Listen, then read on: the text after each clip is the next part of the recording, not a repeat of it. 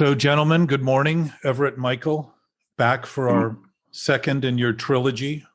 And so it's been a week almost away from each other. Michael and I saw each other yesterday for our weekly discussion. And Everett, I think we spoke at some point, but maybe not. Seemed to me we did. We're always speaking, Jack. Yes, thank you. Thank you.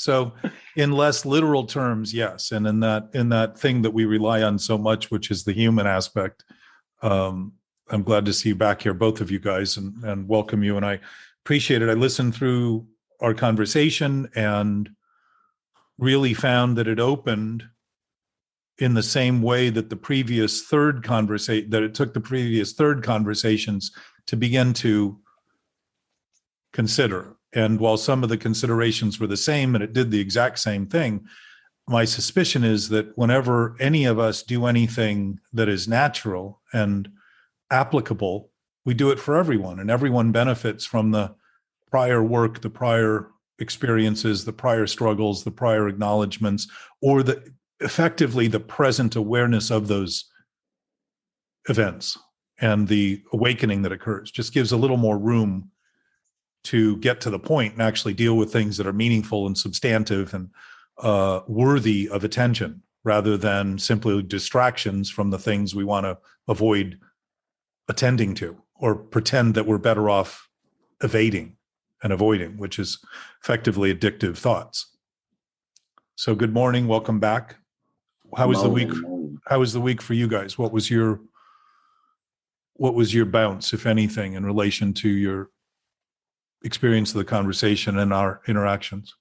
I listened to our episode on Saturday night and have a ton of notes. I damn near wrote out like an entire essay because there was just a few things that were hitting home for me, and those being like how much importance I put on my thoughts is starting to come full circle. You know, I was trying to look back, and I think I got introduced to this group, not even a month ago now. It's been pretty recent. But it's allowed me to really take hold of that checklist that I go down. Like today I sat there and I was like, why do I need to go down that? Well, why does that have to exist? Why is that something that I feel the need to continually perpetuate, as if I gained from it? Because there's nothing I'm gaining from it. But it's just taking a step back and looking and being like, okay, is this obsessive? Am I just being productive? Am I just trying to not be bored, as me and Everett talked about last time? Like, you know, where am I right now? And it's like, oh, I'm just thinking too much. I'm being obsessive. Just stay present, get back to your task. And I'm able to go through that routine a little bit, much quicker, I should say, not a little bit, much quicker than I was before. Nice. Light speed's very fast.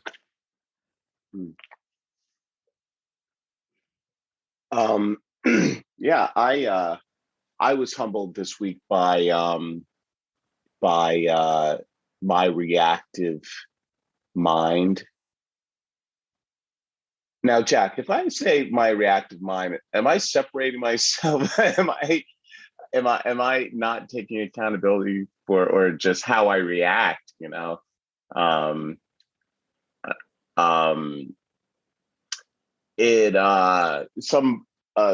said something which I guess triggered me, and this like old Everett that's just so ready to condemn them and to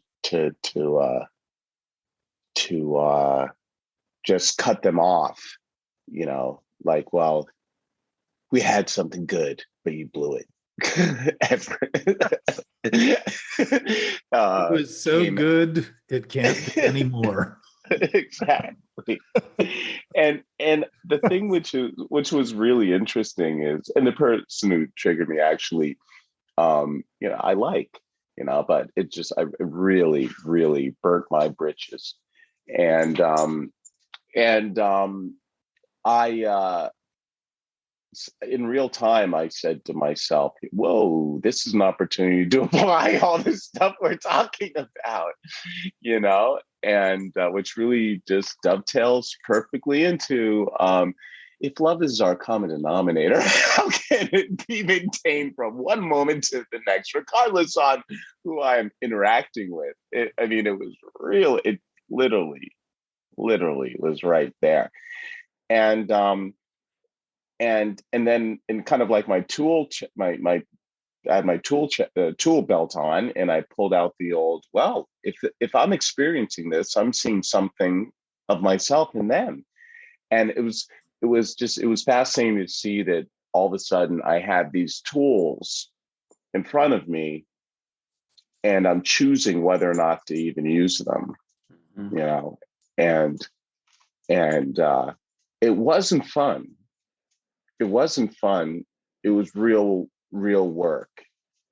And to be brutally honest with them, I'm still like, it's like I'm forcing myself to take my own medicine. It's not something that so many times in the past, let's say you go to a AA meeting, or you go to yoga and you learn something, or you go to church and you learn something, and you're like, okay, I got it. And then you feel as if once you hit the streets that you can just use it, and then you can move on to the next level of enlightenment. But this is really like, as an athlete, when you start to stretch and get into that uncomfortable zone, where you don't just all of a sudden, you're not just able to do the splits. You have to work to get to that point. And I guess I'm still, this happened a couple of days ago, I'm still in the midst of, trying to do my splits. Well, congratulations. It sort of is a good metaphor for the split personality we think we have when we think we have a self we can talk to. When we're talking about talking to ourselves and not acknowledging that if I am talking to myself, that suggests there's two of me to even be having a discussion. And those thoughts are just thoughts. They're things we imagine. And, my sense is, my experience is that the awareness you're talking about that's brutal is beginning to face the brutality you've used to try to make believe the truth you had was in fact true. And to be honest about that is to see the brutality, because there's no brutality in honesty at all, because it unravels brutality, and it unravels contempt, and it unravels hate, and all those things we do to make believe we can isolate ourselves from the situations by justifying them in ways that kill us. And for us to kill ourselves in the name of getting back at someone else is sort of a backward result from what we're claiming to want to do, which is exactly what addiction does. Addiction speaks in terms of the solution becoming the problem and the problem becoming the solution. So what I do is more of the thing that's killing me to solve the problem. I drink more poison wondering why I keep getting sick. And it can come in, relationships are probably much more fundamental than a relationship to alcohol, because not everybody suffers a relationship with alcohol. But most people suffer issues with other people, especially. Why do we concern ourselves with what they think? Because we're so doubtful of what we're thinking, that we're pretty sure that thinking about what they're thinking is what we need to do, because we're worried they may be thinking about what we're thinking. And if they start thinking about what we're thinking, they're not going to think much of us at all, which is a pretty good sum total of our own opinion of the self we have.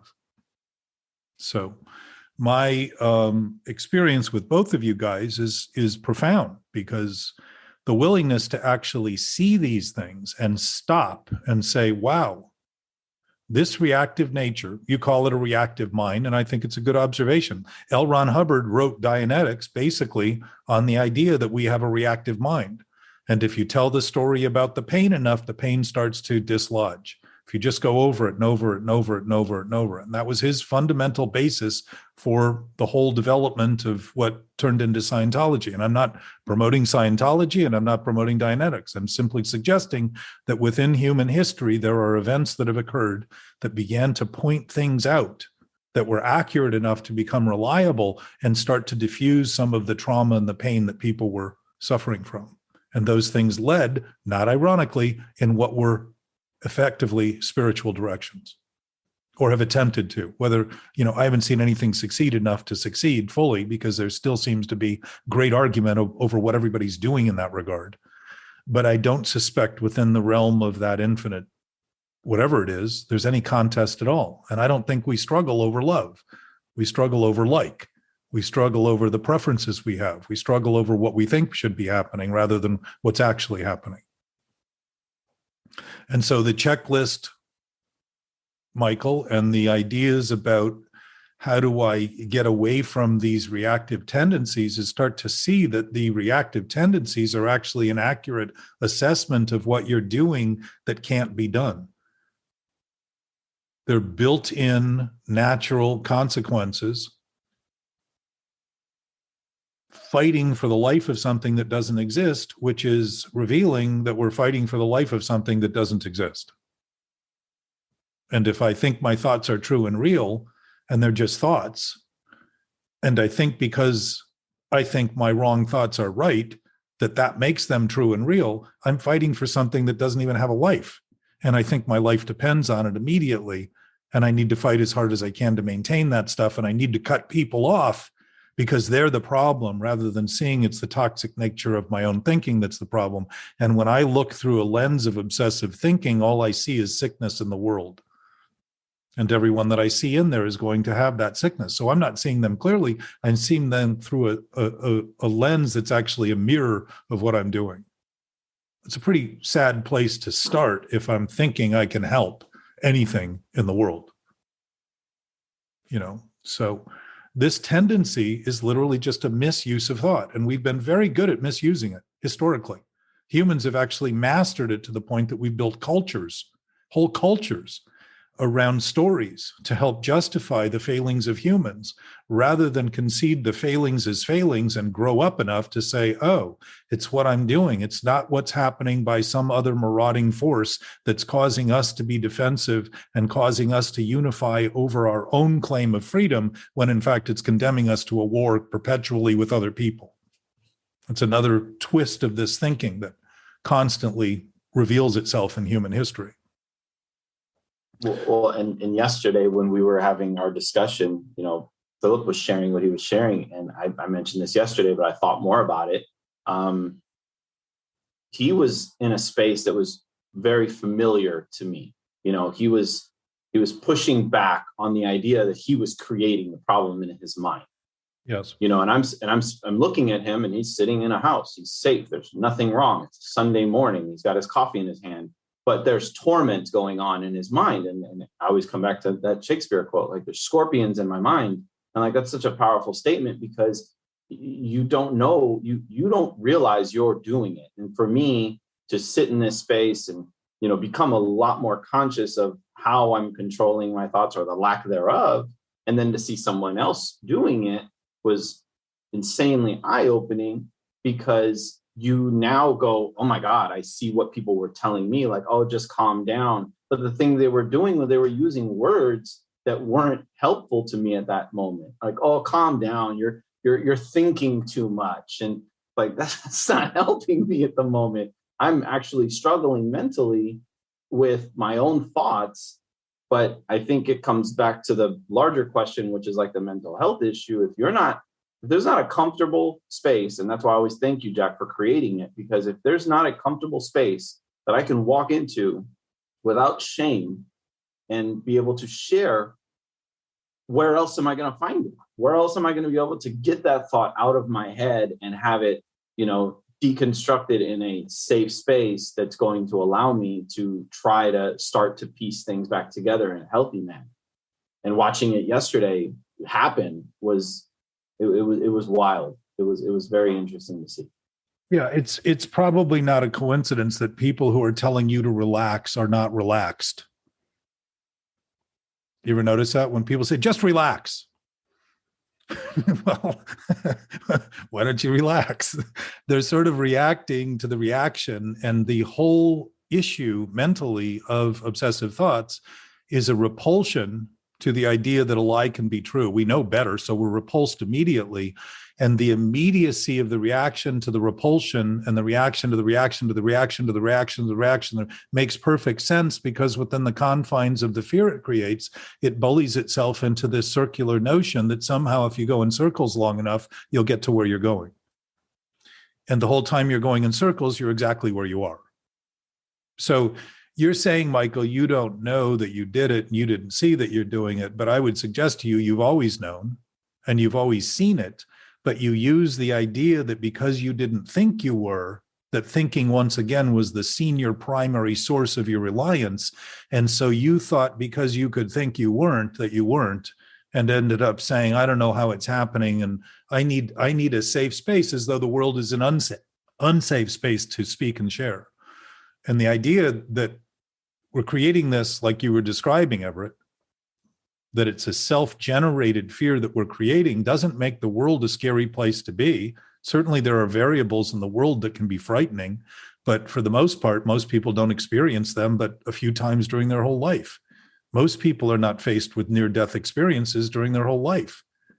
And yet this seeming experience is a chronic 24/7 feeling of being at risk, and feeling as though your life is going to evaporate if you don't continually cater to these thoughts, is what people pleasing is. I'm going to be nice to what I'm doing by perpetuating it and acting courteously, and end up perpetuating the thing that I think is killing me. That's a sick approach.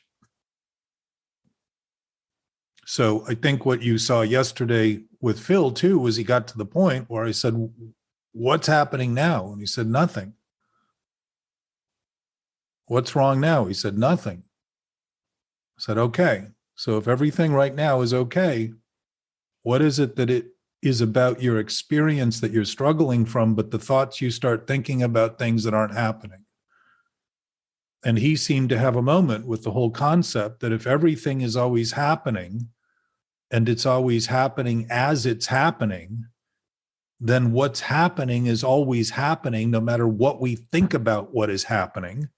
And if we start thinking what's happening shouldn't be happening because the thoughts we're having suggest that we'd rather be somewhere else because we're uncomfortable, we're not changing what's happening. We're simply affecting our experience about what's happening by creating a conflict that's insurmountable. I have no impact on how things are happening when they're happening by making believe they shouldn't be happening. And where I should be is somewhere I'm not. And if I get used to practicing this idea that I'm not where I am, it's why we consider ourselves to be out of the present when we're not thinking we are. We are always in the present, even when we're thinking we're not in the present. And to your love question, Everett, the love is always there. The struggle is our admission that we're not doing a good job of expressing it. That's all. Those pitfalls and those perils and those toxic ideas we have about other people are really our own admission. We're using them like a mirror to see what we're unwilling to see in ourselves. And if it's happening in ourselves, we know it's happening because we feel sick. And gut feelings often feel nausea and nervousness and anxiety and sort of a sense of trepidation and a sense of uneasiness. And when we're with a lot of people, it tends to exaggerate itself because we're in an environment where we really can't control the thoughts that are going on. And we're pretty sure that a lot of those thoughts are aimed at us in ways that we wouldn't be happy to hear. And so to your issue, Michael, being in the space of if love is the nature of an infinite giving, all-knowing essence, whatever it is, spirit, however we define it, is irrelevant because what it is what it is, then that is the space we're always in. And we can't give it away. We can't take it. We can't leave it. We can't squander it. We can't waste it. Nothing. It doesn't have any impact on it at all. Shakespeare's sonnet, I think 116, said, love is an ever fixed mark. When change it finds, it does not change.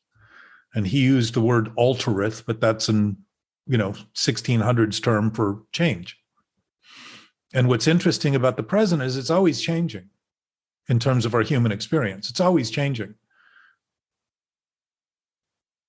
So if we get used to the fact that it's always changing, it sort of begins to compete with the thoughts that we should be able to think of it in ways that keep it still. And again, all that a lot of culture has been built on the idea to try to make up and compensate for all of these ideas we have that simply are not true. So we're always in the present. That was one of my obsessions, and I vividly remember it. It was, I don't know, 5-6 years ago now. I would sit there and be like, I don't want anything to change. I want nothing to change. And I would say that out loud. I don't want to change jobs. I don't want to move. I want everything to stay the same, because if it's not the same, then that means I'm not succeeding. It was this weird narrative that I made up in my mind, but I believed that if I could stay consistent and stay exactly where I was, then that meant I was growing and I was doing better. And fast forward to now, I find myself, I hate doing the same things, because I've learned that it wasn't bringing me as much benefit then as it does, to get out and challenge myself and try to do things that are out of my comfort zone. But that took years. That took a lot of different things that had to happen that were out of my control again, because of that controlling aspect, that if I keep it the same, then that means everything's okay. Well, then think of the word fix, right? If we're trying to fix things, we're trying to keep them still, right? And if something's constantly moving that we're constantly trying to keep still, we're not really acknowledging what's happening. We're acknowledging what we think should be happening. And once again, thinking is the dominant source. So your list, Michael, of what's right is one of those lists that will never end. Because as long as you think there's a checklist to check off, you're going to keep having boxes to check, because you think there's a checklist that's finally one day going to be done and finished, and then you're going to be right. Mm-hmm. And if you're already right, it's kind of like somebody being asked to meet you exactly where you are, and you don't think they mean where you are is where you are, which would be pretty illogical to think somebody says, I'll find you exactly where you are, and you think they can't mean where I am. This is how we think to ourselves. They can't mean where I am, so they must mean somewhere else. So I'm going to go look everywhere else and see if I can't find them. And where we were to start with is exactly where we are always. We're always where we are.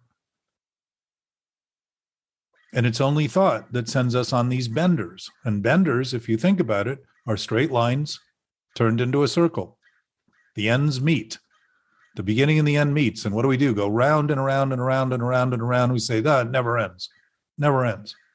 What are we doing? Perpetuating ideas that we constantly fuel, saying we don't want them, they shouldn't be what they are, and then using everybody else to justify blame, shame, etc., including the world and the universe. And we will go to any length to simply disqualify ourselves. So we go to every length outside of ourselves to justify it, which is why God and love and are convenient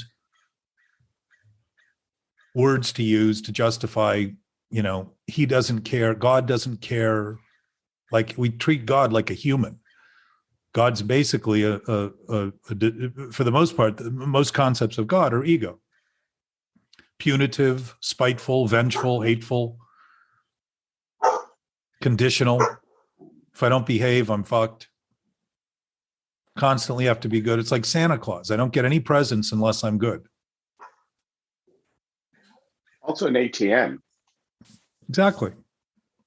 So if we've already been given everything and we're squandering it and don't want to be responsible for the squandering we're doing, the impossibility of that creates another impossibility, which is it's not us. It's not me. It's them. It's those. It's the capitalist system. It's this economic system. It's this, that, and the other thing. When they're all made up by humans. They're just things we've come to agree to do on the basis of what we think is the best thing we can do. And if the basis of most of our thinking is sick, there's a good chance a lot of what we're doing is corrupt and isn't the healthiest. And it's easy to poke fun at and point fingers at, but when we're pointing, we're actually extending our own arm and waving our own finger and missing the point that it's our own immediate culpability for what we're doing that feeds that system that we think is so dreadful and hateful and spiteful and all those other things. It's the same thing we create by making believe that we're somehow divested from it rather than invested in it, in whatever the opinions we have that have no basis. And we think our life depends on perfecting those opinions rather than beginning to allow them, like you did, Everett, in seeing that your reactions really had nothing. The guy was giving you an opportunity to begin to see the weaknesses of the thoughts you were holding to be true. Those triggers, somebody's giving you an opportunity to see the triggers that you're pulling, not the ones they're pulling. And the interesting difference is when you start seeing people as offering you that opportunity, you say thank you to them rather than fuck you. One's a fight, the other one's an embrace. One's a fist, the other one's an open hand. And if the basis of our own relationships with people that we care so much about that they can infect us with ideas that keep us thinking that we need to exclude ourselves from them because they've really damned us, we're really admitting how much we love them and how hurt we are to have the ideas we do about them that are less than ideas that actually would have any basis in reality, because they're simply based in ideas that are completely untrue, that are covers for me unwilling to admit the things I'm doing that I'm so obscenely upset about and ashamed about. Why would people be ashamed if they weren't doing things that are shameful? And why would they feel guilty if they weren't guilty for things they're doing? Guilty isn't pronounced because we're innocent. We are stirring the pot.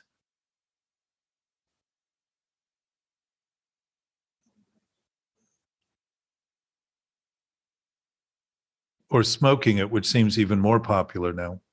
Mm-hmm. As a numbing agent, which I did that for years. I kept all my feelings down by smoking pot, being numb, thinking I was better off, thinking my mind was freed because I'd put my body to sleep. When Michael was talking about not wanting things to change, I was thinking about how when I was a child, lots of ways. I don't think I haven't grown up. What my biggest fear was growing up. I didn't want to become an adult. The whole idea of being an adult I don't know if terrified me is an exaggeration, but I was very fearful of being an adult. I didn't like the concerns adults had. I didn't like the way adults treated each other. My mother always did her billing on Sundays, and seeing her taking care of bills terrified me. And but inevitably, you go to school, you have to I was so scared in school. I told my mother on my first day in first grade that I wasn't ready for school. And when I was in school, I didn't even try to apply myself. And by third grade, I had to repeat third grade. I literally, in math class, I wouldn't even try to understand what math meant. I just wrote down any number I felt like. But going back to Michael's statement about change, I feel as if change is really accepting that there's a power greater than us. And I think all of us, the majority of us, fear change enormously, and that seeing the physical change in ourselves, to see the emotional change, to see how the country store turned into a CVS, all of this change is the sign that there is something bigger going on, and with that acceptance comes faith. And I think that that's what so many of us struggle with, is that there is something greater than us. And if that's the case, I think a lot of accountability in every action that we do in the world around us and within ourselves, the evaluation goes through the roof. And that discomfort is why I think that we don't like to be, I want to say we don't like to be present. And yes, I know that we're always present, but to really embrace being present, focused on the moment. You're talking about facing things. Yeah. Which is pretty much what kids are asked to do by adults who aren't always facing things. So it doesn't always make sense. The words, even the word adult is a maturing. And why, if adults were adults, would they mature and get bitter with age? Maturity generally is a ripening, not bitterness. So there is a trend that suggests as people get older, they're not maturing. They're just reinforcing old ideas that they've utilized for so long and they're sick and tired of and they're pissed off about, and they're struggling with the letting go of those things. So my sense is, Everett, that we're not afraid of change. We're afraid of the ideas we have about the change we've been making because we make believe that it shouldn't be what it is. We're afraid of what we do with what's happening and the paltry effects we have and the corrosive, contaminated, corrupt effects we have in what we do. And we know that we're capable of that, and that's what we fear. So it's not change that we fear, because if change is always changing, what is there to fear? It's happening, regardless of what we think. Right? And in the interactive exchange of change, there is an absolute resolution to it all by seeing that if everything's always changing, the one thing not changing is that everything changes. And when you start seeing things in totality, complete and whole, you start seeing the absolute nature again reveal itself. While when you're sitting facing the bits and pieces and thinking you're going to get them all right, all you see is the impossibility of trying to get that done, because in whatever way they're already doing what they're doing, they're already right. It's not up to us to get them there. They're already doing what they're doing. Everything's already changing the way it's changing. If we can't have things as they are, we can't be productive in an infinite capacity to express things in ways that are well beyond the limited conflicts we create to justify continuing to create the conflicts. There's no way you can get where you're going if you're unwilling to be where you are. But in fact, regardless of what we're willing to do, we're always where we are. And part of the bigger concession when you're talking about faith and belief is realizing that if there's an infinite source, if there's an absolute source of any sort, however it's defined or thought of or whatever can be done with it, it doesn't require belief at all. And it doesn't require faith or hope. It simply is what it is, regardless of what we think. And that ultimately is the freeing concession, is starting to say, it doesn't come and go when I think it comes and goes. When I think things are coming and going, I'm watching my thoughts come and go and feeling them and interpreting that what I'm thinking, because it's all I'm thinking about, is how the universe is. That's a big extrapolation, a big projection to make believe that how things are in the present is how I think they am, because I'm simply witnessing firsthand what I'm doing with thought. And as humans, that's a big mistake. That's what self-centeredness is. That's what had the sailors imagine when they saw the horizon, that the other side of it was doomed. And they knew the thought was doomed to imagine the horizon was doomed and keep them from even imagining that there was tea in China beyond that horizon. And there were tropical islands and there were whole continents that hadn't even been thought of. And yet all those continents and all those islands and all that stuff was there. So our belief in it wasn't required and our faith in it wasn't required. But what happens in beginning to concede it in an infinite sense is that it puts thinking in its proper order, because the infinite becomes the infinite regardless of what we think. And the proportionate impact of our thinking becomes very close to what we're doing in our body rather than what's happening around us in the universe. Making that leap gives us the impression we're in charge of everything. We're the creators of the universe. We're the answer of it all. And while we may be in some infinite way, we're certainly not that way when we're thinking about it in limited thoughts as being right and real and true. We're imposing an idea in ourselves that isn't true. And our experience certainly isn't going to be well versed in expressing that infinite source, which is really what we're designed to do. And it's ultimately all we've ever been doing. We've just been preoccupied with activities to try to make believe that we're in control and in charge by doing things wrong and saying, look at me, here's my contribution.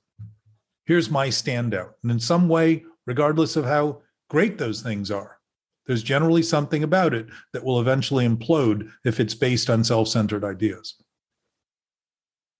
I appreciate you bringing up the adult and maturing thing, because as you were talking, I remembered my perspective on change drastically adjusted when I stopped drinking.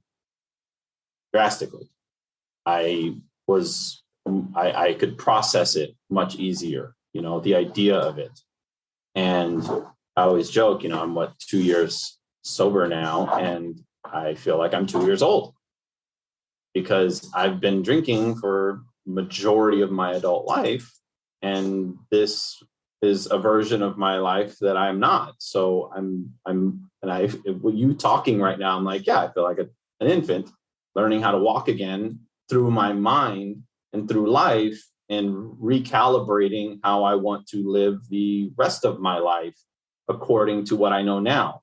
And just understand that the choices I've made before are just what happened, they happened, and trying to, be present with the way things are now. And I really do associate it with drinking because it allowed me to not be as numb, and it allowed me to do all those. I'm going in a circle here, but what you're talking about, I'm like, geez, like it's so accurate, because I walk around thinking, yeah, I'm 2 years old.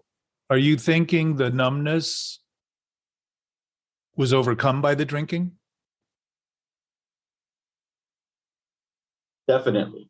I feel like I was numbing my thoughts because I thought that if I drank, it didn't allow me to be present. And so it allowed me to just not worry about the things I was worried about. But then, like the circle you just mentioned earlier, I'd wake up the next day and there they were again. They didn't go anywhere. Right. So I often hear people say, when I drank, drinking was my solution. Mm-hmm. And there again shows how addiction thinks the problem is the solution. The fact that we can be intoxicated with something and affect our experience does not change what's happening. It changes the opinion we have about what's happening. And again, it shows how thought becomes this sort of incessant incursion of seeming reality, because it's driving our experience so profoundly. Because we're so preoccupied with it, we're largely experiencing what we're thinking. We haven't even noticed the world yet, for the most part. We're not talking about other people yet. Like your friend, Everett, I would suggest that friend you love, that you reacted to. Yeah, because up until a statement was made that I disagreed with profoundly, I enjoy that individual,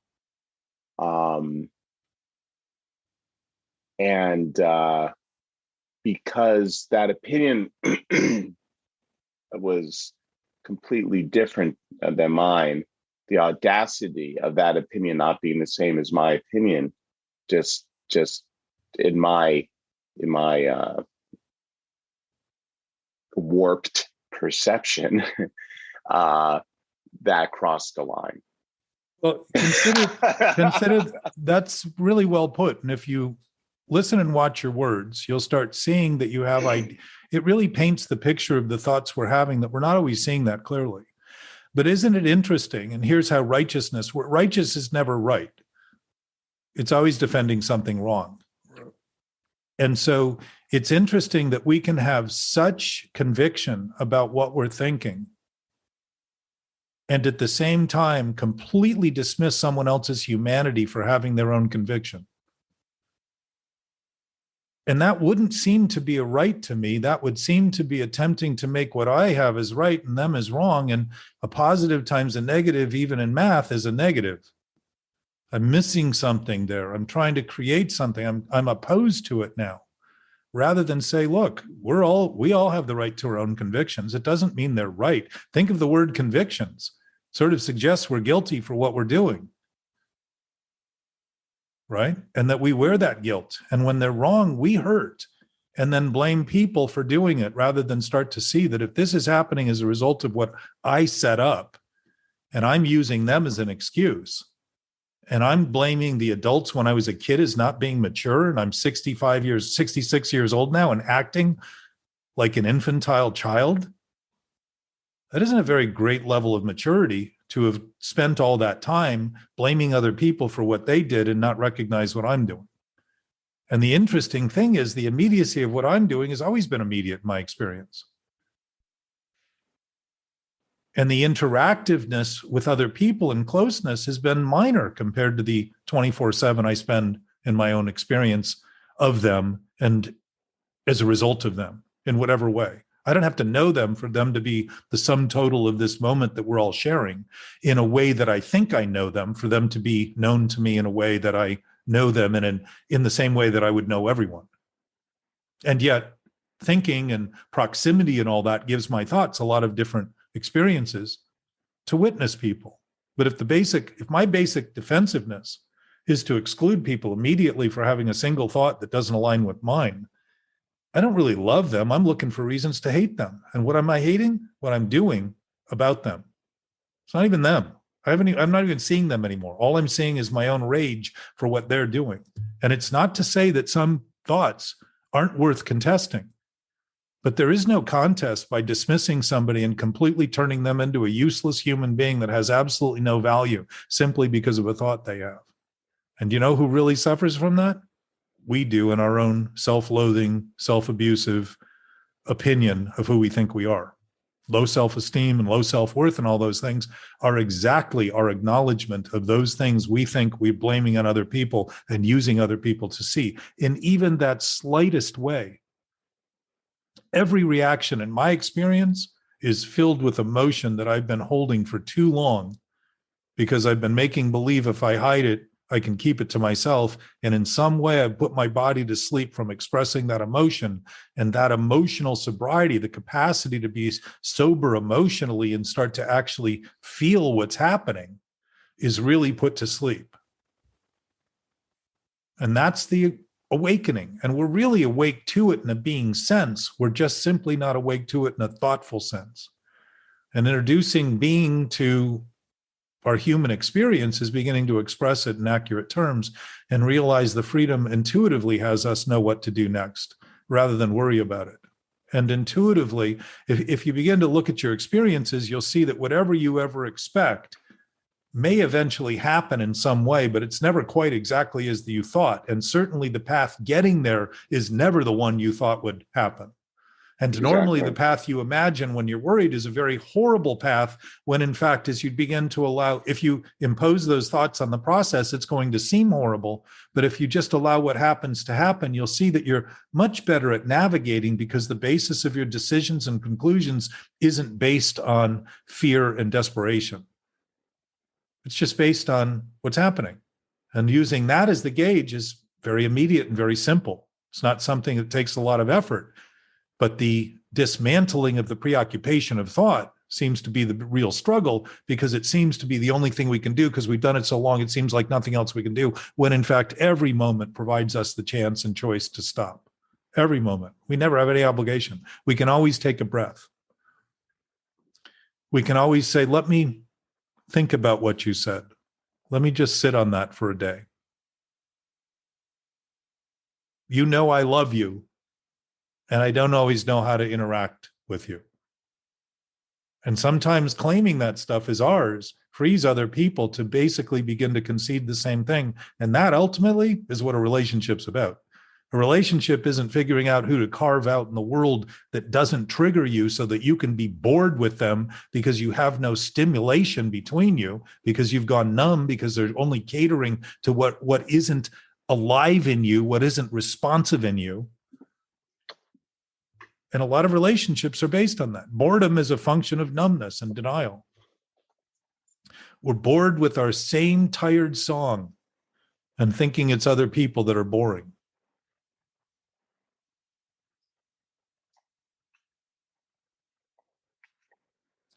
But that openness and looking, like you said, Everett, it wasn't fun. No, it was You're seeing the brutality. and I know I've done a lot of work, a lot of really good quality work. And that was the other thing that was really annoying me, was I was annoyed that it was almost like, well, I mean, in the old days, I probably would have used that to turn it into even something bigger, and then had a really good excuse to drink or something. But I was pretty, considering the amount of work that I've done, and in my constant pursuit of really trying to free myself from the bondage of my sick thinking, I was really surprised on how profound the dis-ease was with the whole thing. And it was it was all over a misunderstanding, which I couldn't believe that he couldn't see things the same way that I saw things. It's fascinating to see how much work there is to do with our thoughts, and it's a you have a life experience behind the moment, right? I mean, like, I'm 56 now. Wow, I almost said 54. I'm 56 now, and Time flies yeah, and when you're having fun. we could debate that for a bit. Yet it seems to be. Yeah, and it's just like, it's interesting. It's really interesting to see how I mean, yesterday at work, I was talking about I wasn't even thinking about sharing this. No, I was just thinking about, I remember being potty trained, and what a big momentous step that was, and now I see, and yet I also see a lot of things that I was dealing with back then still, like they're right here in front of me. Well, you know how people say before you die, your life passes before you? Right. And my sense is it's because we've been denying what's been happening most of our experience, so we don't remember it very well, because we put to sleep memories that are valuable because we don't want the value from them. We want to discount them and devalue and depreciate them by making believe we're in control of denying them, right? And if that's the nature of this addictive sense, we don't need to wait to die to begin to have those experiences that we grew up on start to reveal themselves to us. But when you're or I are in a reactive state, internally or externally, I reinforce the reactiveness in others. And when I'm sure they're wrong and I'm going to attack them, I'm never going to have a conversation with them that goes anywhere but expands the division we seem to be creating. There's no winning in that, ever. There's no winning in a fight, because a fight learns to fight. So it really comes from some of the questions that have come out of this. What do we do with this on a daily basis? How do we handle this? How do we express it? And certainly if I'm thinking about things in obsessive ways, my expression is going to be obsessively reactive and defensive and contemptful and demanding and demeaning. And if I approach somebody in any of those ways, what I'm going to do is elicit from them exactly those ways I'm approaching them with, because they too, built on the same platform, have developed the same capacity, typically, that I have.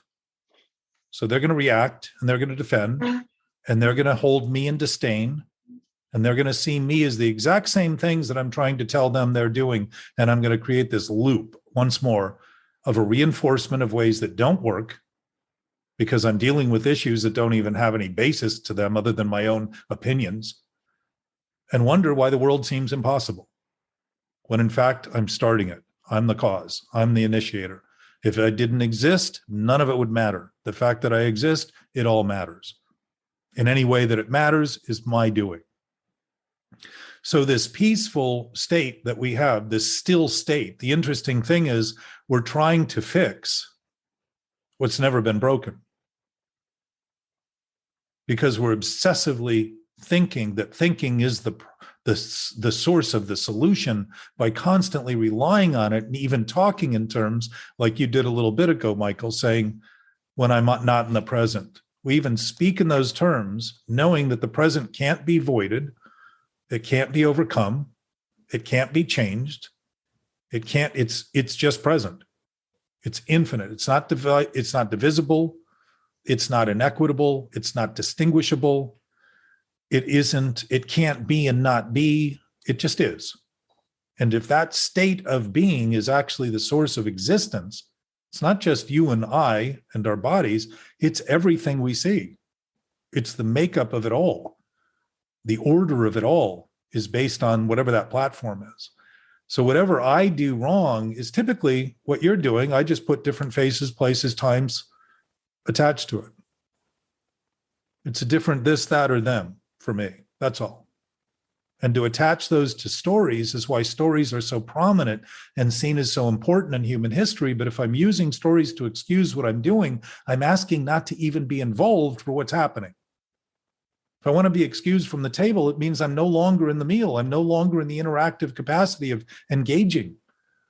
I'm actually asking to be excused by the stories I tell, to be irresponsible for what I'm doing, which is actually asking to be non-existent and then wonder why I fear death. And death seems to be such a preeminent thing for people to think they're afraid of. And my suspicion is we're not afraid of dying. We're afraid of living. Because when we start living, all those things that you're starting to see that aren't fun to face become clear. And the sadness and the mourning and the missing and the longing that we thought all had to do with somebody dying in a broken relationship and losing a job and all those things, getting kicked out of college, not getting our degree, not passing the bar. All those things are imbued with that failure that we're experiencing, making believe somehow or another that if I can perfect the lie and get it true, I'll be proven to be real. And in fact, the thing I'm trying to prove to be real has no reality based in it at all, or has no basis in reality. So it can never become real. It's always ego. And the reality that I've always had has never been in question and never been in doubt and never been uncertain. And my experience of that has been diminished simply because of my preoccupation in trying to do what cannot be done. And that effectively speaks to human history. That's the story of human history. Empires have been built on ideas that weren't true. And the bigger they got, the surer they failed, one after another. Incans, Aztecs, Mayans, Romans, Egyptians, on and on and on and on and on and on and on and on and on. Huge civilizations built and vanished. And people think it's inexplicable. Where did they go? They were taken away by spaceships. No, they went back to the same root of what they started from. Nothing. No substance. They took an arc so far in the direction of making believe that they were the final say that they showed, in fact, exactly what the source was, which was just human thought. What's that say for America right now? Well, I would say in terms of what we're witnessing on our streets and with addiction, we've blamed Mexico and big pharma for creating the opiates, while we don't talk openly about the fact that we have a drug and an alcohol problem in our country. Big drug and alcohol problem. I was talking to Anna yesterday. And it fuels huge industries that don't want to see it do anything other than think of the gambling industry with cocaine. We're snorting $30 billion worth of cocaine a year and we're blaming the Mexicans. If we were Mexicans and had a neighbor snorting $30 billion worth of coke, we'd be giving people masters in business for figuring out how to take advantage of that economy. I mean, we're capitalists. How can we blame them for being capitalists? And yet, what do? They're our neighbors. Treat them like shit. Michael. I was saying yesterday, when we take our driving exams, you get your permit at 15 and a half or whatever the age is now. And you have to learn why, because you're a danger to others and you're possibly a danger to yourself. what's to stop us from doing, like, making people go to some sort of course before they are 21 and of drinking age? Why not? Why not make them understand the, risks and things involved with making those choices? And it can't even be a conversation for some reason. And I'm like, same dangers, same types of, self-harm. You can harm others. We all know the choices. We all poster child, celebrities and people that have gone down this bad path, but we've neither warned them about the possibilities of that path. And I'm like, isn't that counterproductive? Our society, if what we do, you and I as individuals, and did before we had any willingness to look and begin to see that maybe we were at the center of the problem, is what society is doing in general, then it would make sense that they don't want to hear about what they're doing. And that society would largely be built on those big ideas and those big flagrant sort of ideals that aren't ideal. They're just grandiose opinions that are used to foster self-righteousness. And, I think we as a society are exhibiting a very good example of how our system is basically unable to do anything, because you have pros and cons in almost equal numbers, simply unwilling to do anything in behalf of the people in general for the sake of the individual parties. And so in a way, democracy failed. It's like having a board of directors with two people who never agree. You can't ever make a decision because you can never get a majority. It's always a 1-to-1 vote. And businesses would fail on that basis because they couldn't make any decisions.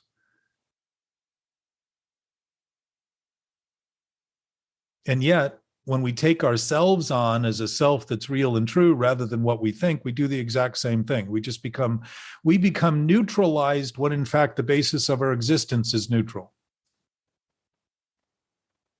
So the ramifications are almost perfect metaphors for what I would say they are perfect metaphors for what we're doing. And the blindness created in the unwillingness to look doesn't mean it's not there and we don't know it. We're just looking over here thinking that I'm looking to the left and I don't have a right hand. And when I look to the right, I don't have a left hand. And that's a pretty infantile approach to awareness and conversation. So in talking about practicing this or exercising what we're capable of doing, beginning to get honest about what's actually happening in the most fundamental basis begins to naturally reveal a sense of knowing what to say and how to act, because our thinking starts being based on something that is incontrovertible and is fundamental to existence. It's not some made-up structure that we're trying to create an idealism around to try to bolster and reinforce through belief and faith and hope. It's something that's already in absolutely perfect order. And to express things on that basis is to all of a sudden do things and say, I can't believe that came out of my mouth. Like, I would never say that to somebody when I was in this preoccupation with thought. I knew exactly what I was going to say next because so much of my life was calculated and predisposed. And I had it all figured out, and yet the figuring out never seemed to make it work out. And all of a sudden, I'm saying things I can't even imagine and wondering what got into me would be my thought. And I'm realizing, the same thing that never got out of me. It's just starting to admit things in a more frank fashion that I'm not trying to cover my ass. I'm trying to expose and reveal and begin to function on a level that actually is inclusive rather than exclusive. And that's 24/7. The same way we were able to create the despair is the exact same way we get to begin to express the joy and the awesome nature of our existence. And one of the great mistakes in waking up is this idea that getting there means everything is joy and bliss immediately. And the problem with that is that our bodies are shock absorbers. They're toxic shock absorbers, and they've been assimilating experiences that have been refused to be experienced for years. So they're filled with stress. And that stress doesn't immediately evaporate and disappear when we begin to stop stressing the body. It just begins to unravel, just like that muscle you were talking about stretching. You don't get to the splits by missing any point along that way that needed attention to begin to create flexibility. And to have a split personality and realize that all it is a split of my own thoughts about what's actually happening begins to allow that persona to start to fall apart very quickly. And the tension in the body begins to actually relieve itself. And my experience was there was a lot of sadness attached, and a lot of mourning, and a lot of loss, and a lot of disturbing things to look at, including fear. But in the looking at it, it was the beginning of seeing that it was all self-induced and it was all a self-induced illusion. That as I stopped maintaining the inducement, became seen as something transparent rather than solid and dense and impenetrable, like a block. So those things we call blocks and obstacles really aren't there. They're just our constant focus on it, thinking it's there. And when we think it's there and we think it's solid, we think we're blocked. Obviously, 2 + 2 adds up in that regard. But it isn't because we're blocked, it's because we're thinking we're blocked. We can't be blocked from an infinite source because there's no spatial dimensions to it. There's no place in it. There's no stuff. It's just, it's a dynamic that we know, and we know it, but we can't quite get words around it in ways that would define it for everybody to say, oh yeah, that I know. But if you remind people that they know what they know, people generally would say, yeah, well, I know that. Would you say that's our defense mechanisms? Which? When we're blocked. Yes, absolutely. We're trying to use a justification to justify what can't be justified. Because if you can't be blocked and you think you're blocked, you're trying to do what's impossible. And that's exactly what a lie is. A lie is claiming to be only what it's not. So what does a lie claim to be? True. When a lie is a lie, it's true. When a lie claims to be a true is when it's a lie. So it claims only to be what it's not, which is truth. So something that claims only to be what it's not can't be. It has no basis. The whole idea of a lie is just a figment of imagination, literally. And it's probably our fig leaf trying to cover up our embarrassment for being exposed. These ideas that we defend.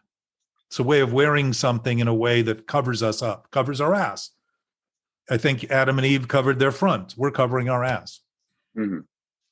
And it's literally a figment of imagination, seen as, just like a mirage, as real, because the desperation of the thinking that asks for the solution is looking for anything in the distance to get to absolve itself and resolve the issue that it seems to be perpetually faced with.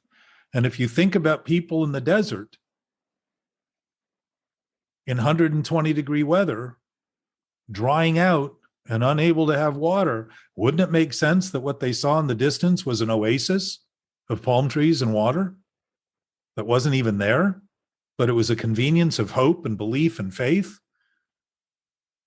And yet to expend all of their energy to get there and find out it's not there is to actually kill themselves in the name of doing something that's delusional.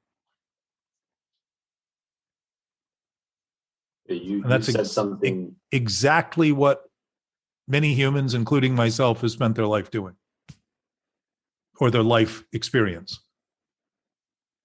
Because you can't spend life, since it's a never-ending, it's always beginning, it's never-ending. It's not a time-based. Life is life. It provides everything that's going on.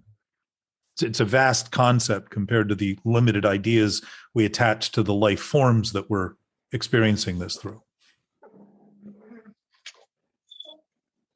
Yeah, you said something before.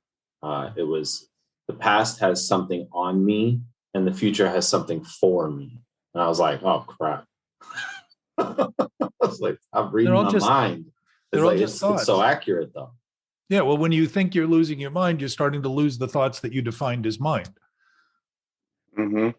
Right? And you won't mind as much when you start letting go of those thoughts. But think of the words we use. We say, that really matters to me. It really matters. What are we doing? Creating an obstruction. We're creating a density. We're creating something that actually is energy turned into matter. And matter is basically stored energy in the universe. Yeah, the words we use is by that's something I'm very conscious of, because like I could never really could you actually never? Well, what are we referring to that you could never? But we choose these words, and that's kind of that's the basis of how we build some of these ideas. The greater irony about those comments of I could never? We're actually doing the thing by claiming we could never do it while we're claiming we can't do it. Whatever it is. So if you take the eventual thing that we think we can never do out of it, we're trying to say we could never do something that we could easily do. And we're doing it in a present moment, wondering why we feel conflicted. Mm-hmm. And you're right. We lie openly and make believe that when everybody shakes their head and you say, you know what I mean, everybody agrees. You say, okay, well, at least I have other co-conspirators in this. And it's not as treasonous as I suspect in my gut feeling, because everybody agrees. Why are we concerned with everybody else's thoughts? Because we're so concerned about our own. And if they go along with it, we figure, well, we might as well continue. And so we utilize people in the worst way to support the worst things we're doing.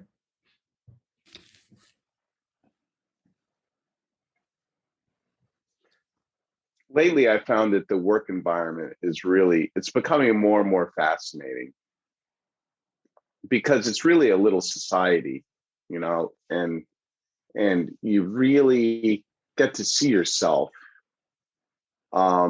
Before, it was a lot easier to work in a lot of sense, because you just picked the people you liked, the people you didn't like. And then, You're reading my mind, because what you're talking about is what I was thinking as he was talking about societies and all this. I'm like, man, before, when I was, drinking and kind of numbing, I would do just that. I would, cling to certain people that followed narratives that I aligned with, and the different other ones, camps. they suck.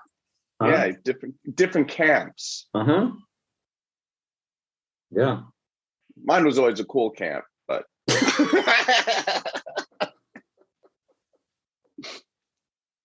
it was so easy. I like camping. Easy. Yeah. Yeah. Now it's like what, when we met with Jack, that was one thing that we took away, is like, it was such a relief to be able to be honest and talk about where I am now and doing the things that I'm doing, because I've tried to go hang out with certain people. And as soon as you're like, oh man, life's really good, because I'm doing X, Y, and Z and I'm present, the first thing they respond with is, oh yeah, man, work sucks. What? Huh?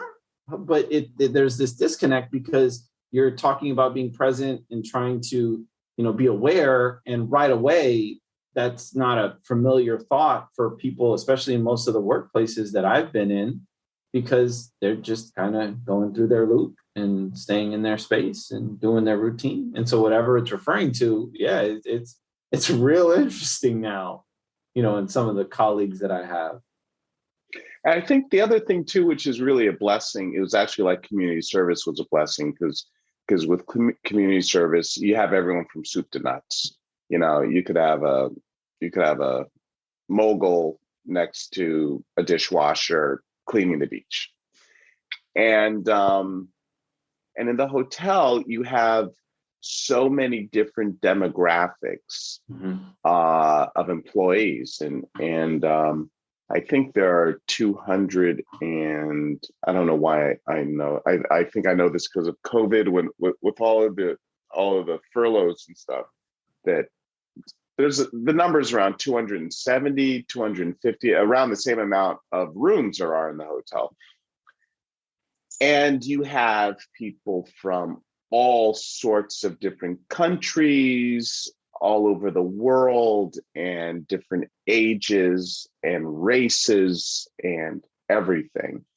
And you have the whole hierarchy in terms of jobs, from who's running, excluding owners, but like who's running the hotel, who's running the different areas, who's corporate, who's all of that, and with that comes all these different personalities, and it's really like a little world, you know, and it's in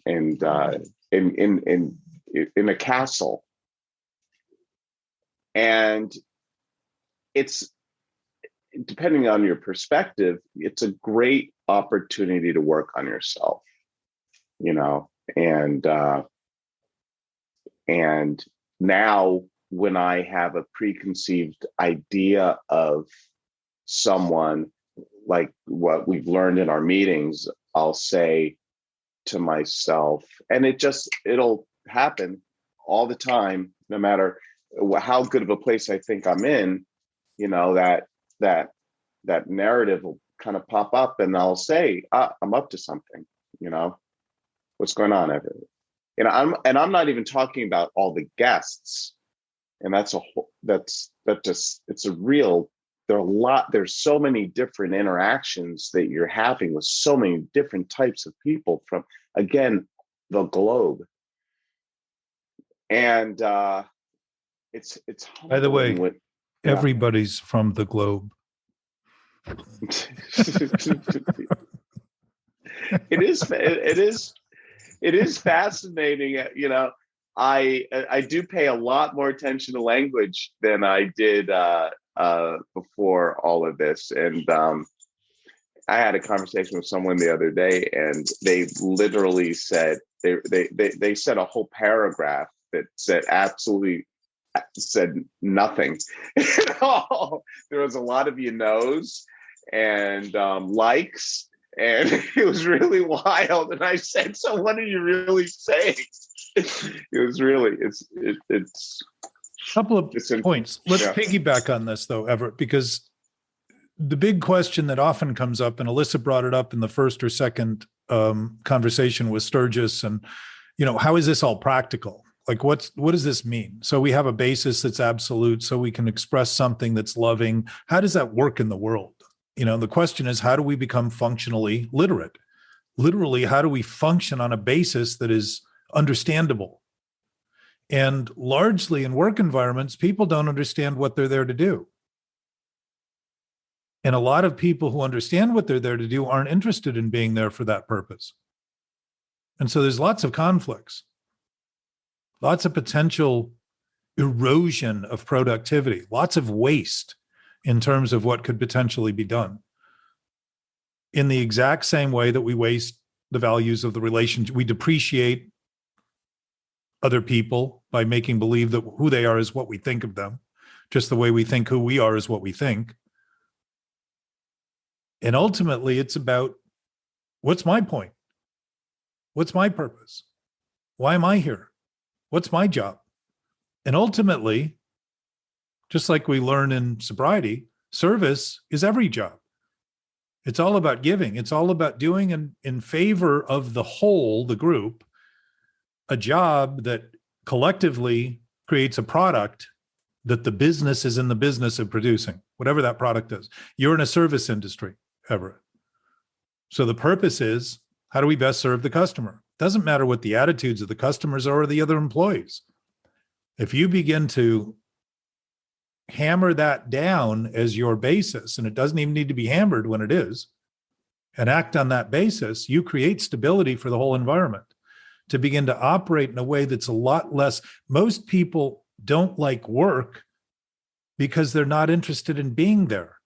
And if you're not interested in being where you are, time goes very slow. So the thing you're trying to avoid, an 8-hour day seems like 24 hours. You should be getting overtime to have to suffer that.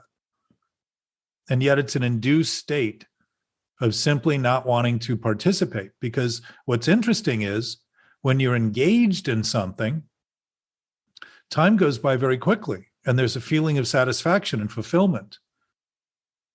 And there's a satisfaction with people around you because you realize, oh, this really requires a group effort. This isn't just me operating alone in my own thoughts, sitting at my desk, trying to avoid everybody. It's actually, they're all actually helping in ways I didn't even imagine they'd help. When I finally stood up to do the job, people came in and took up the slack without even being demand. When I didn't even have to get pissed with them to have them do it. It just seems to happen.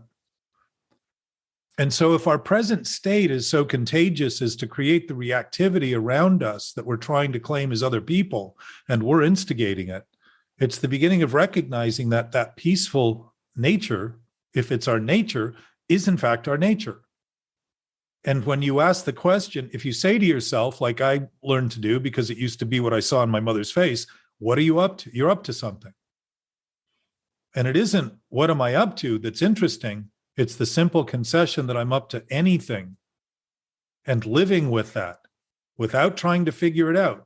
Because if I'm going to use the thinking that got me to the point of recognizing something, I'm up to something, I'm never going to find the solution, and I'm going to be at odds with the something I'm up to once again.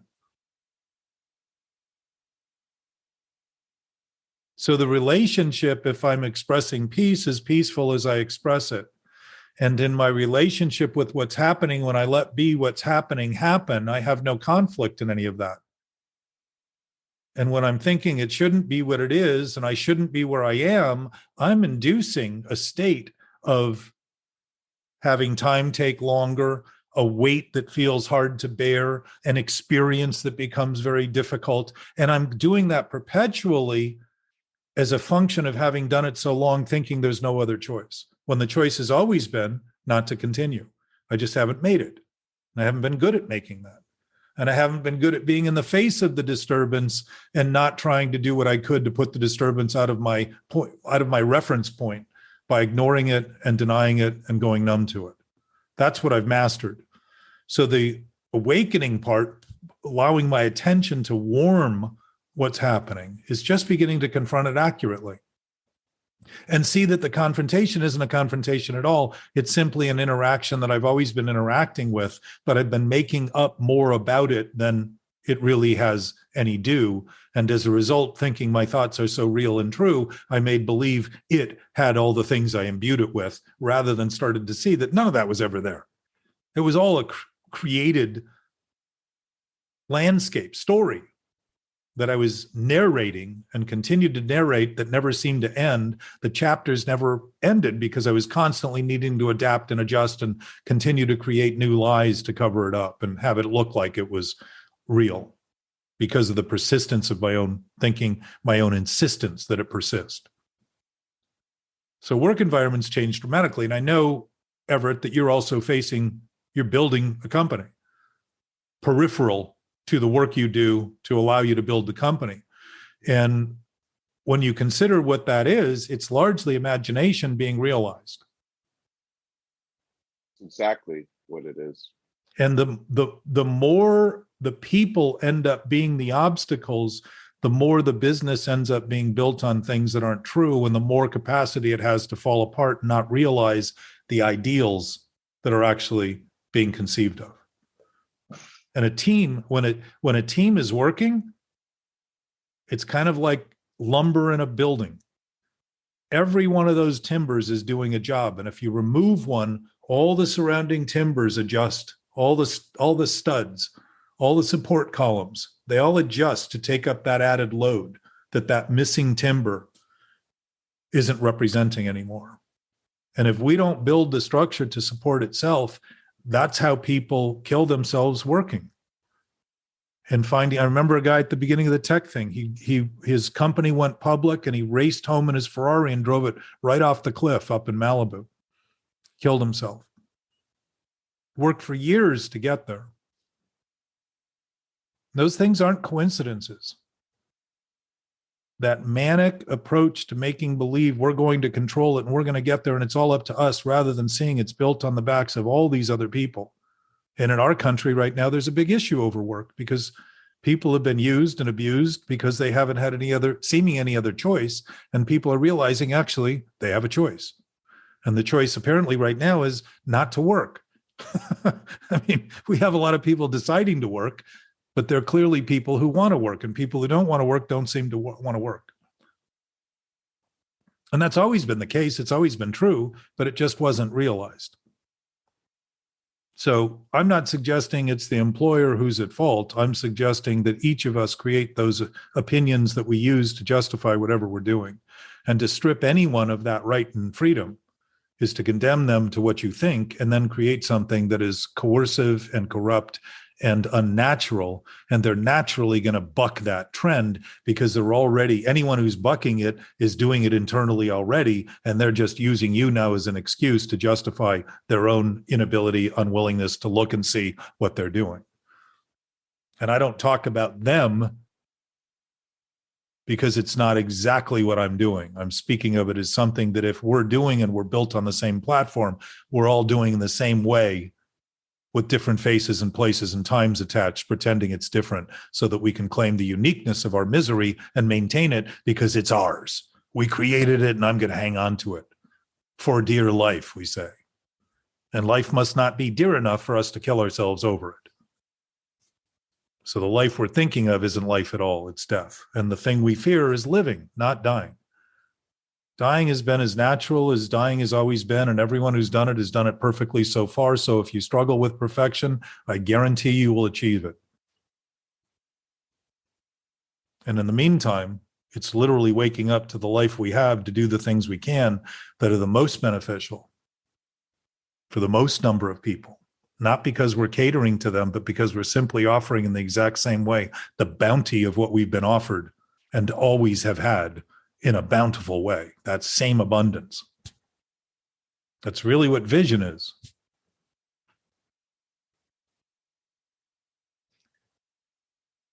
Visionaries are not blind to all of the moving parts that are involved. Very much aware of it and appreciative of it.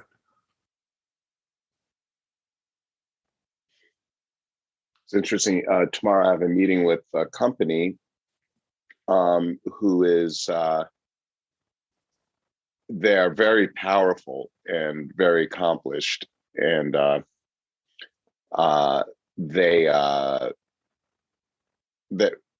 without saying too much, they're a production company, and then they're also a venture capital company. And but months ago, maybe it's over a year ago, I wanted to approach them with what I'm building. And I had the pitch deck ready, and I was really about to start knocking on their door. And then it dawned on me, I said, really all I have right now is an idea. And if I share this with them, they may just take the idea because they could do it themselves if they wanted to. And so this was like months, again, I think it was close to a year ago. I could actually figure it out because the pitch deck is dated and it has their logo on it and everything. It's really, I was ready to go to them. And so cut to now, and now things have developed considerably, and now I have other people involved in what I'm doing, and ironically, they ended up coming to me and they said, "Hey, we're interested in learning more about what you're doing." And this was with absolute no solicitation whatsoever, just like I told you about the incubator I'm in right now, Jack, and that was the same thing. The incubator came to me, and so this company came to me, and I had a meeting with them tomorrow, and I was, again, the same fear crept up, like, wow, they're sniffing me out, and they're kind of just take my idea and run with it. And then I have some very intelligent, I'm blessed with some very intelligent people who are part of what I'm doing right now. And they're also strategic thinkers. And they're just, and this one gentleman in particular who I'm very close with, I've known half my life. I've known him longer than half my life. And most of my life I've known him. He said, "No, I'm really excited about this." And he's actually, this is what he does. He's a strategist. And he said, this is, well, anyway, so he's very excited about it. And I was saying to myself, again, this is a time to let go. So going back to what you're saying about the studs in the building and all of this, And I'm happy, I'm pleased with the fact that I'm in a mature enough place where there was a time where I had to control everything. I wanted as much ownership as possible. And really I've come to a place, and I'm not saying this to applaud myself. I maybe I'm just venting, I don't know, but I've come to a place where I want to see this thing happen, and how much ownership that I have, how much control I have. I mean, sure, I do have the vision and I want to stay true to the vision, but to see all of a sudden people coming together that are interested in the same vision is very rewarding. But there's still a control thing going on, and going back to that muscle of kind of just try to open your hands and just allow and trust and have faith in the people around you. I'm experiencing right now. There's just Everett, not everybody is going to be reliable in that regard. And it's okay to have doubt about what people do, because there's a good chance that people who are doubting are going to act in ways that you can't predict and wouldn't like. But it doesn't impair your vision to maintain your vision and to remind everybody what they're there to do. And to do that is to see those other effects and be able to address them, rather than make believe that somehow you should have faith in somebody who's actually doing things that are undermining your vision. Those can be addressed clearly when you're thinking clearly. And your vision doesn't change. The best way to make sure nobody ever steals a secret or an idea. You're going to say to expose it? To never realize it. Keep it to yourself your whole life. Right. And so you're ending up realizing precisely what it is you're afraid of realizing, by actually keeping the security you think it takes. The insecurity of everything always changing is beginning to see that if it can change in ways that you don't like, it can probably change in ways you do like too. And it may exceed those expectations, but when you're thinking from fear, you're only going to imagine those results to be based in fearful outcomes, rather than start to see that, there's a lot of guys who are accountants who have no interest in doing anything any better than what they do well by doing the accounting. And they don't want to get involved in your idea to all of a sudden be consumed with aspects of your idea that they have no business participating in. They just want to be good accountants so that you get the best accounting for what's happening in ways that allow you to reckon with what's going on in ways that are reliable enough that the banks and all the other people involved are going to be continuing to fund and do whatever they do. Because you're creating a system, creating an ecosystem. And natural ecosystems tend to be sustainable. And they're not sustained because one person is afraid of keeping an idea to themselves. It's by beginning to see that there's a natural variation of occurrences that have always been better than we expected. And if all we ever got was the narrow vein of what we thought should happen, everything beyond that narrow vein would be lost to us in our experience and potential. And much of what's out there is well beyond what we could have even imagined.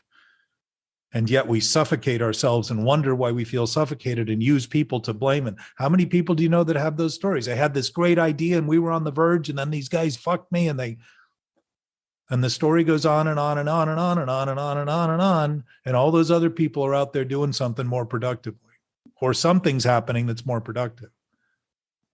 Productivity is our nature. It's not the exception to what we do. We're designed to be productive. And when we're interacting with what's happening, we have the greatest potential to be productive because we're actually interacting with what's happening. And if we're interacting with what's not happening, then we have a great potential of creating something that looks great, but has no substance and eventually will implode. Yeah. And realize all of our worst fears. Our worst fears aren't based on what might happen. Our worst fears are based on what we're thinking about now that has no basis.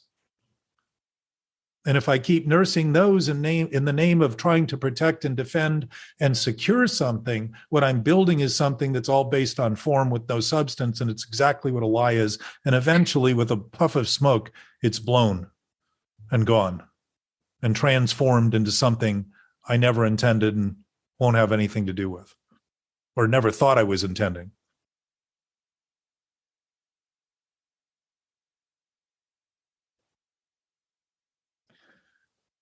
I had some early experience. I was a hustler and a con man and lied and cheated and made good money when I was a kid, but it was all bad money that I made until I was 30 or so. And it wasn't until I told people, I had my first manager in real estate said, I wouldn't wear I was working in Venice and I didn't wear a suit. Everybody wore suits in the office. And she called me and she said, if you're working for this company, you've got to wear a suit. And I said, no, I don't. And she sat back in her chair and said, why? And I said, I'm 30 years old. And you're telling me I need to wear certain clothes to work? And she said, well, isn't it professional to wear a suit? And I said, not if I'm lying, it's not. And for me, a suit's a lie. And in this neighborhood, if I'm wearing a suit, everybody thinks I'm a detective or a FBI agent. And most of them have something to worry about. So she sat back and said, well, how about if I move you to the penthouse? Because I was on the floor with all the new guys who were interacting with all the people coming into the office. She said, what if I move you upstairs? And you can wear your jeans and your dress shirts and not wear a suit. And I said, that would be fine. She put me between the biggest producers in the office and the penthouse. And I said, if that's my punishment, I'm going to do less. I'm going to do less of what you ask of me and more of what I know I want. And it was just the beginning of eking out a little bit in my world of beginning to say, look, there's certain parameters. They may be wrong. They may not be right at all. But I know if I function on other basis for the sake of trying to make other people happy, I'm not going to be happy. And it doesn't help my productivity. And I was always in a business where I was making money based on productivity, not based on time spent. My last job that I got paid for was at 18, and I think I was making $1.95 an hour. And they offered me $2.25 when I was going to leave. And I said no, and they had to replace me with two people at $1.95 an hour because of my productivity. But I learned that I could be productive and useful in ways well beyond what people were willing to pay me by the hour if I just did work that accommodated me for the productivity. And most of that early time was hustle and lying and cheating. But getting to that point changed everything because I did nothing. We had a real estate office with no sign on it and kept the door locked because we had too much activity going on. And I didn't want to we didn't do it all, but we did a lot. And I didn't want to do it poorly. And it was important to me to maintain that sense of integrity because it was really the only threat I had to business at all. And our slogan was, we put you in your place. That's cool. But the contrary nature of being honest is often simply contrary to things presumed to be right and true that aren't.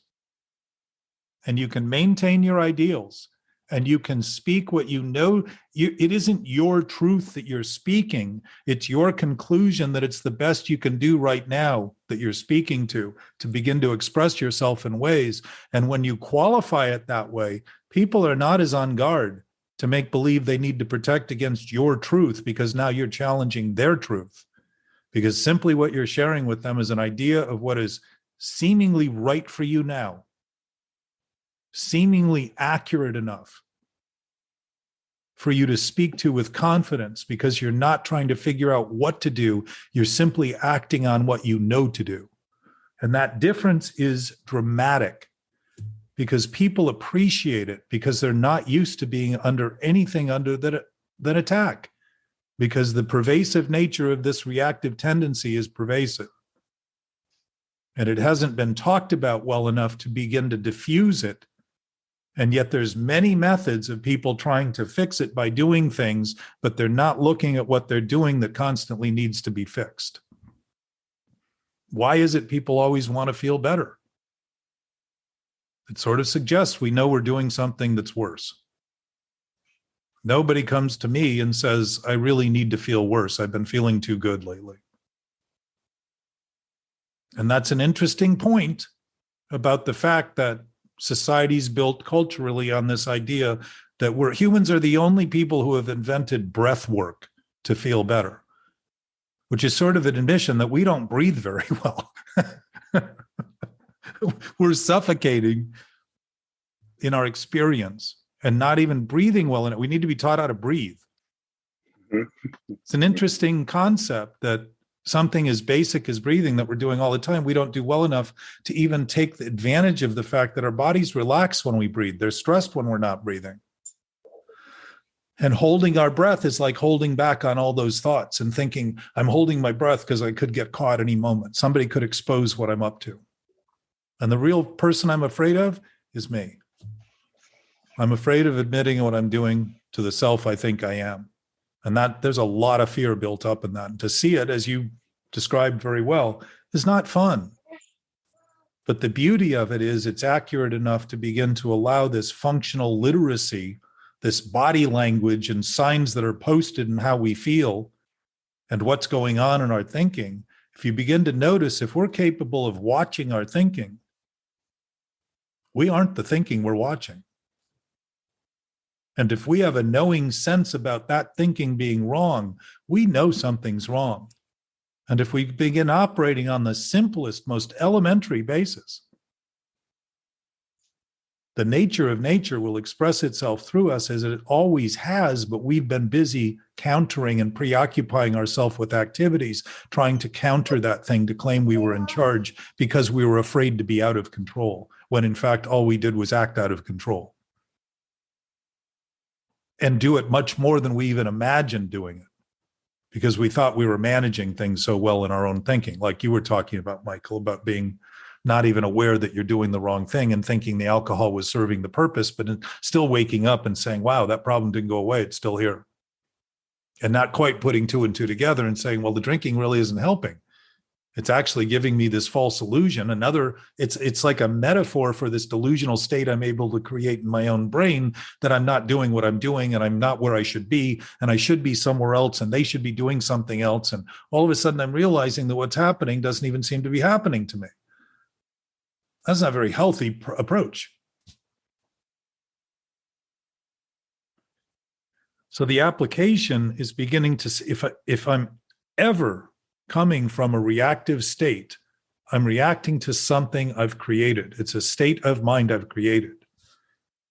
And when I see that, I start appreciating that other people are able to trigger it, because I'm using them to excuse. I'm using them to start to see what I would normally be excusing them by using them. Now I'm seeing that they're actually offering me something, and I can say thank you, and appreciate them. And I don't even have to mention it to them to begin to grow from it and start to look at what I'm doing and saying, wow. And I will challenge you in a simple fashion, as you begin to see how you think of people change, you'll begin to see them change in things you didn't think they ever were. And you'll laugh at how cleverly you made them, help them do exactly what it was you wanted them to do to serve the thoughts you had, and how manipulative and capable you were of creating those environments to justify the thinking you were doing, to blame them for what you were thinking. And when that happens, you start laughing and saying, wow, this guy's more than I even imagined. This woman, this guy, and all of a sudden the employees who all seem to be running are all very capable, very able. And all of a sudden they become empowered and they feel like they have a purpose, and they become part of a team rather than feeling disconnected from it and depart from it, as we all do whenever we're thinking about ourselves exclusively and making believe those thoughts are true. That same sense of disconnection. It's overcome by seeing that it really isn't there, except to the preoccupation of thoughts that we impose on our environment, like a lens that we're looking through. And all of a sudden, the looking glass we're looking through is not such a wonderful land that we're looking at.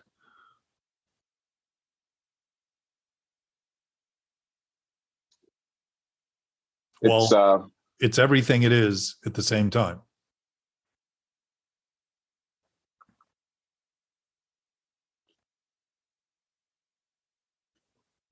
I did have a breakthrough. I had I don't know if a breakthrough moment is because I've actually had it several times, but it using the hotel again is a metaphor, and apropos of what you're saying in terms of, for lack of a better word, teamwork.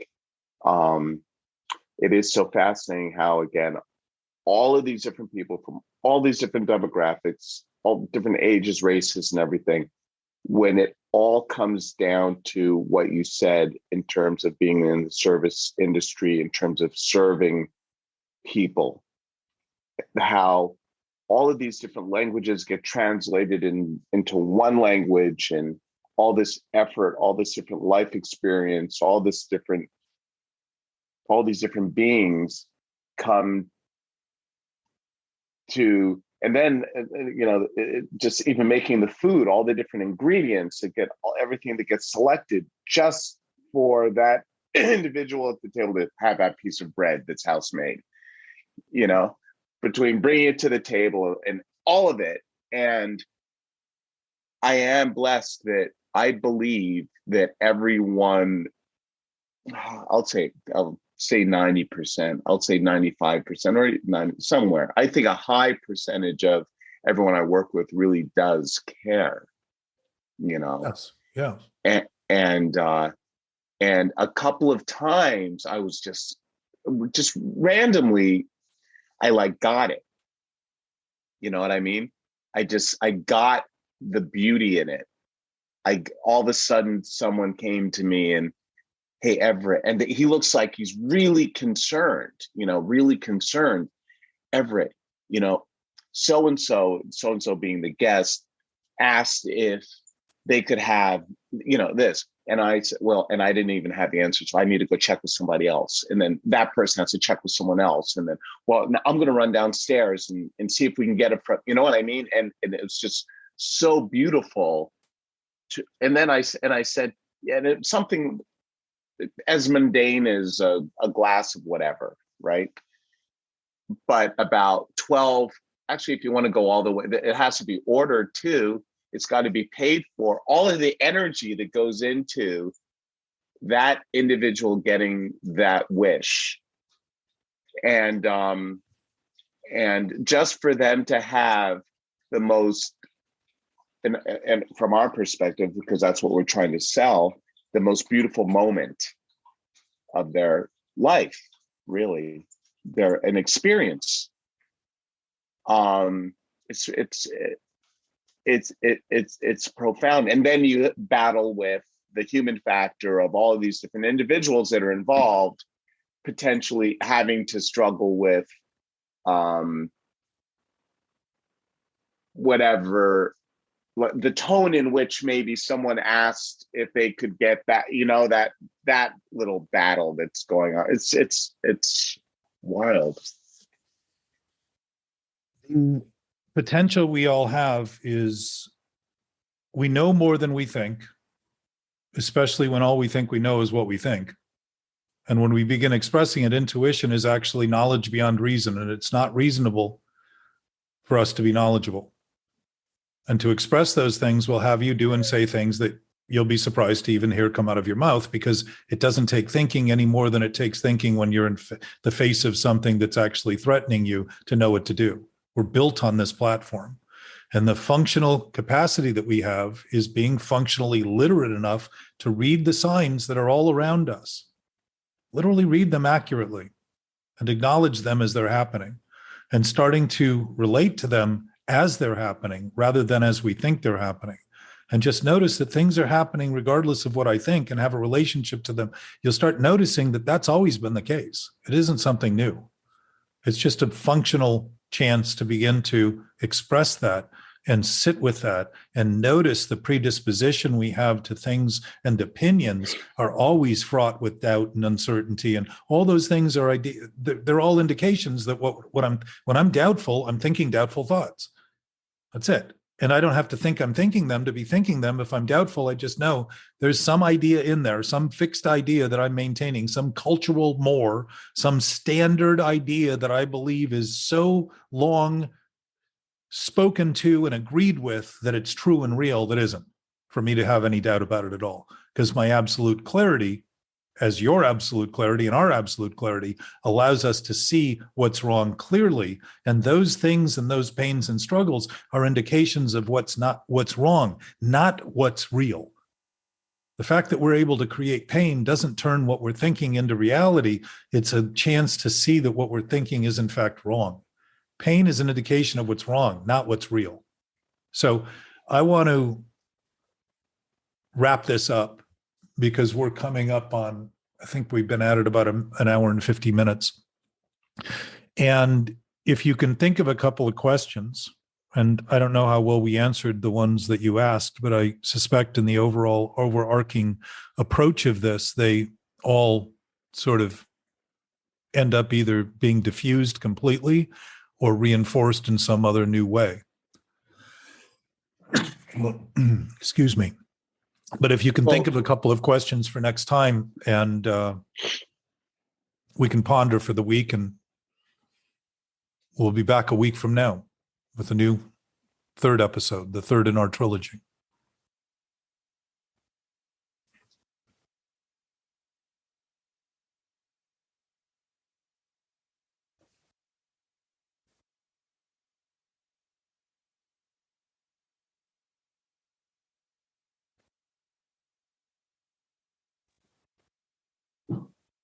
So many things that come up every single time. Like I'm supposed to think of a question because it's how do you, I mean, just let alone if I'm going to listen to this episode and go back through it, and there's going to be 50 more. You know, there's even questions from the first one that we didn't even get into because I was listening to like, oh yeah, we should give it. No, but it's such a revolving door in a sense. You know, I remember yesterday.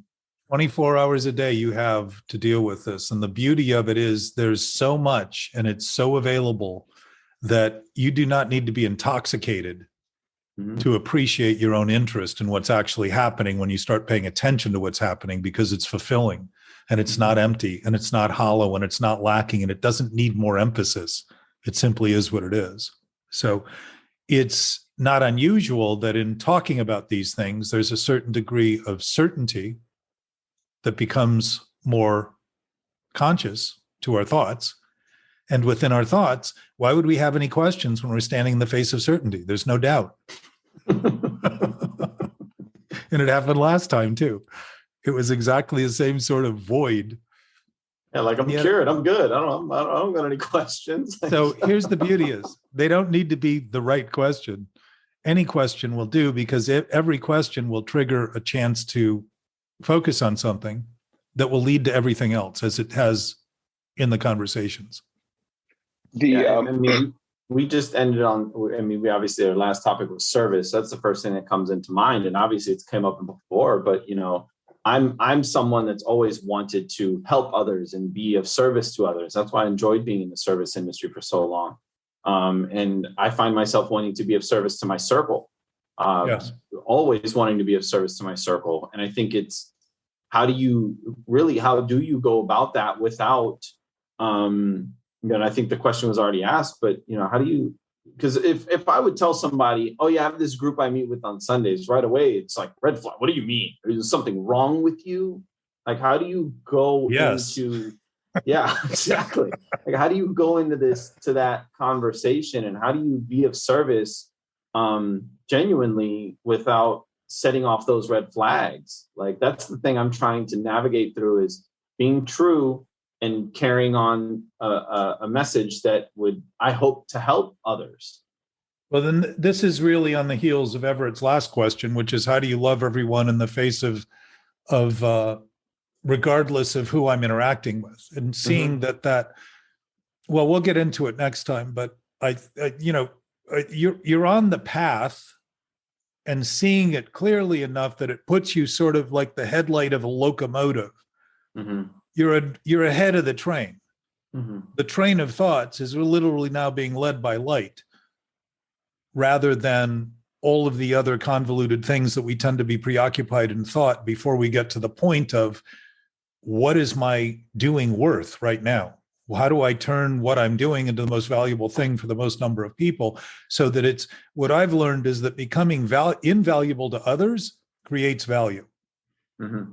And that's where in the service industry, and all industries are service industry, because they're all providing products and service within business. They may not all be providing products that are helpful, because in a corrupt society, you're going to have things that are filled with toxic waste that are no good for people. But it doesn't mean we are shy of being able to start producing things that would put that sort of thinking out of business. By starting to see it's not necessary, it's just been reliant on this same sort of faulty thinking And if we're not doing that anymore, then others won't do that. And all of a sudden it will be shown the best thing to do is the thing with the lasting benefits, not the things that give the quick fix with a broken promise that ends up in a trash dump somewhere because there's nothing there. So it's really in line with Everett's question about love, regardless of who you're interacting with. Mm-hmm. And I think that's a great start because it's a good ending. Mm-hmm. Everett? How do you stay in the zone? And when I say the zone, I mean, it's like a sensitivity drill or something. It's, and when I say the zone, I mean, I don't.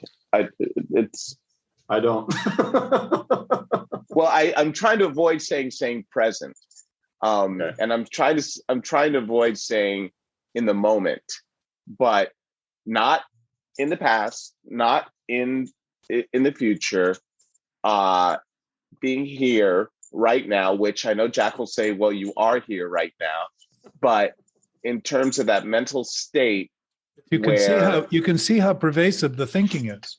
Mm-hmm, mm-hmm. We really think it's so reliable is to actually debate within ourselves how we can stop doing what has no basis while we're continuing to do it by thinking about how to stop it rather than just not doing it. But this is perfect. This is really perfect because it shows that we can be aware and still see how the reactive nature of this thinking goes round and round and round and round and round and kind of comes back to haunt us, seemingly comes back, while we're in fact just so used to doing it, we think it's the only thing we can do. And that's a great basis to start with next time. Because the real dispelling of the myths is allowing the words to start to fall apart that we use to condition the responses we make that end up causing the images we seem to suffer from and the effects we seem to create. And it happens very quickly. It's like turning a light on. The darkness never wins. Never wins. That's a choice of words. Well, the words are all reflecting your thoughts.